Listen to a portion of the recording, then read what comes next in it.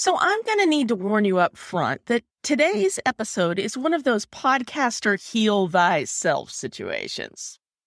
Because despite how confident and with it I may sound on these episodes, I'm an introvert who stinks at networking.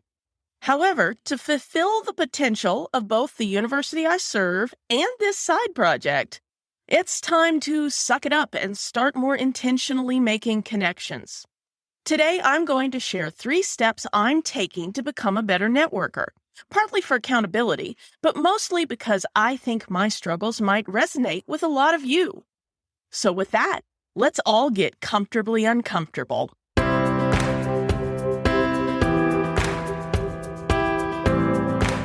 Welcome to the Kind Leadership Challenge, where I empower educational and library leaders like you to build a better world. I'm Sarah Clark, founder of the Kind Leadership Guild. My PhD in higher ed leadership, my experience coaching, consulting, and presenting to library leaders all over the world, and a career working in academic libraries from the front desk to the dean's office taught me that leaders can transform their organizations without burning out. And now I'm sharing those same lessons with you. Here's the deal. You give me the next few minutes of your day. In return, I'll share short stories and simple challenges designed to heal yourself and your school or library, so you can get back to making the impact you wish to see in your communities. By embarking on each week's challenge on your own or in our private Facebook group, you and your team will begin growing humanely, managing effectively, and partnering collaboratively, and your school or library will build a more informed and educated world along the way. How can you successfully navigate challenging conversations so that you can transform your team culture and acquire the resources you need to thrive? Mastering Challenging Conversations is a free guide to applying the principles of kind leadership to planning, conducting, and moving forward from any challenging leadership conversation. Just go to kindleadershipchallenge.com/conversations, enter your email, and start having the conversations that will impact your community for the better. Oh, and if you do so before September 2nd, you'll be entered in a free drawing, which I'll talk more about at the end of this episode. Those of you who caught last episode's recap of my time at the Harvard Leadership Institute for Academic Librarians know that one of my key takeaways from that experience is that it's time for me to seriously up my networking game. I say with no shame or ego that our library team is one of the most functional and productive libraries that I know of. And that's great. However, we can be as wonderful as we like, but if we don't have the connections and political juice to get the resources we need, that only takes us so far. So to get our library where we want and need to go, I need to spend more of my energy outside the library. So here's comfortably uncomfortable thing number 1 that I'm going to do this fall. I'm going to get a little uncomfortable and see if there is interest among my colleagues in the university's middle management to start a leadership book club at my place of work. There's quite a few folks like me at my university who aren't quite the high muckety-mucks, but maybe report to one of the muckety-mucks. We're in a lot of meetings together, but we don't really interact a lot outside of those meetings because we're all busy making sure our particular corners of campus keep humming along. I'm going to start reaching out to those folks in the coming weeks as summer vacations wind down and the parking lots start filling back up. And if there's an interest, we'll grab one of the library conference rooms some quiet Friday and see what happens. Also, I found I do better in social situations that are a bit more structured and have a goal to them beyond, don't come off like an idiot and spill wine on your new shirt. So in other words, the concept of starting a book club seems comfortably uncomfortable. I'll let you know how it goes. So that's got increasing connections at my day job sorted. However, I also want to increase my connections to educational and library leaders out in the wider world.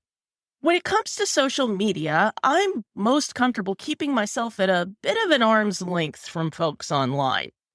I am pretty active on LinkedIn and a few select Facebook groups, but I get queasy at the notion of sliding into people's DMs, pitching my services, and coming off like the sleazy vendors I send straight to my voicemail.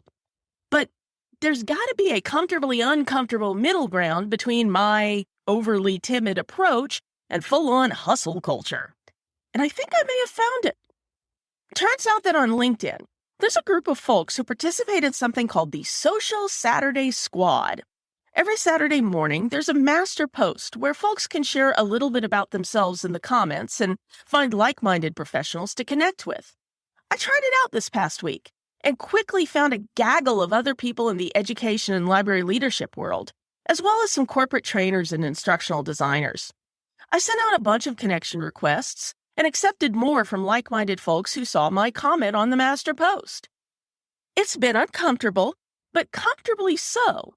And given that my LinkedIn page is my busiest spot on social media aside from the private Facebook group, this seems like it might be a good way to grow. This experiment's in the early days, though, so I'll keep you updated. I'll also put a link to the Social Saturday Squad in the show notes for anyone who's curious.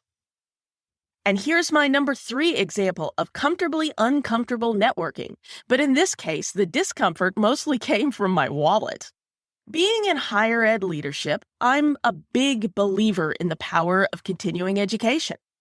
I'm also a big believer in learning alongside a small group of like-minded folks. Throw in some one-on-one coaching and guidance, and you've got a recipe for mastery.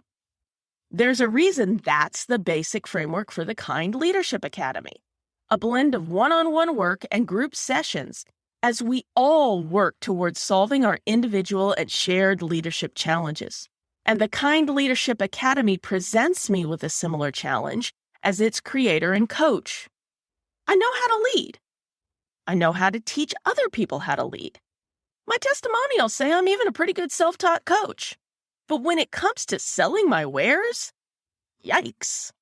Doesn't help that I have some emotional baggage around selling and promotion from my time in the dot-com boom and bust, and you can see episode 11 for more detail on that. So, I want to spruce up my coaching chops, and more importantly, figure out a way to sell my coaching in a non-sleazy manner that won't burn me out.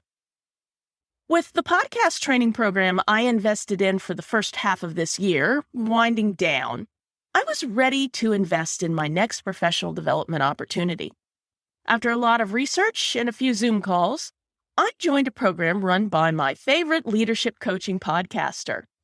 Frankly, any trick I use in coaching that I didn't learn from my reference courses in library school or my qualitative interviewing courses in my PhD, I picked up from this guy's work.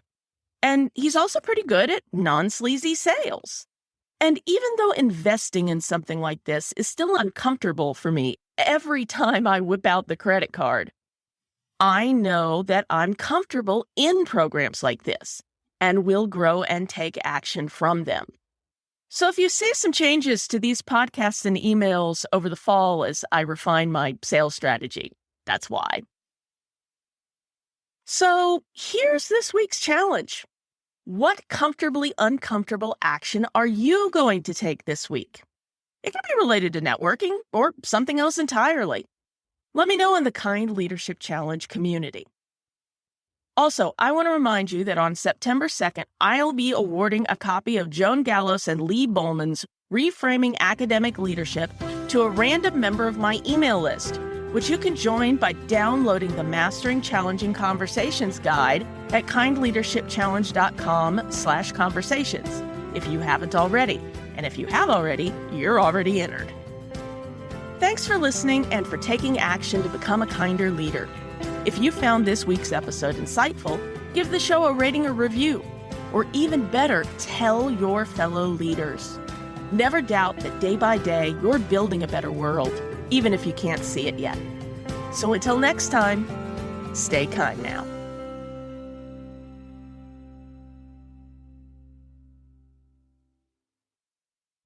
Oh, one last thing.